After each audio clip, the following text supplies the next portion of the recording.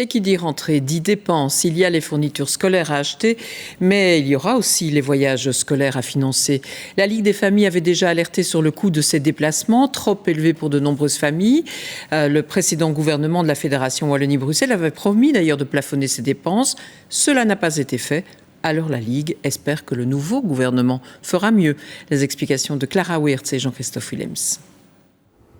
À quelques jours de sa rentrée en 6e primaire, Lionel pense déjà à son futur voyage scolaire. J'ai hâte parce qu'on va faire un voyage de ski.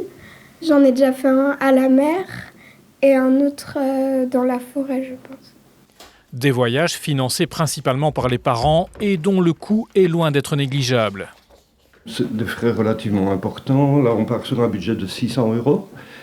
L'avantage, c'est que l'école a mis à notre disposition une sorte de formule d'épargne, on va dire, où depuis l'année passée, on a l'occasion de verser chaque fois un petit peu pour arriver au montant de 600 pour le voyage, quoi.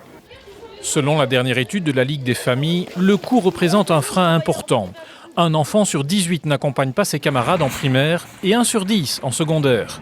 Il est vrai qu'en fonction des écoles, les voyages peuvent être excessivement chers, avec des exemples dépassant les 2000 €. Notre proposition, c'est vraiment de garantir en moyenne que la majorité des projets puissent se faire, mais de mettre un plafond supérieur, comme ce qui se fait en Flandre, pour éviter que les projets excessifs fassent gripper l'ensemble du système.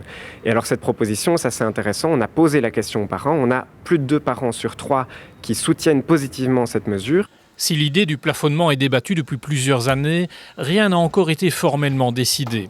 Pour ce directeur d'école, la formule ne présente pas que des avantages. Plafonner, je comprends le système. La seule chose, c'est que le plafond, je pense plus aux classes de neige. Si jamais j'ai entendu parler de plafond à 450 €, 500 €, ça devient difficile d'organiser des classes de neige. Donc voilà, peut-être pour des classes vertes, des classes de mer, on peut plafonner, mais les classes de neige en dessous de 500 €, c'est pas possible à organiser. On pourrait aussi renforcer les fonds de solidarité pour aider les familles avec moins de moyens, car les écoles tiennent au voyage scolaire, partie intégrante de l'apprentissage des enfants.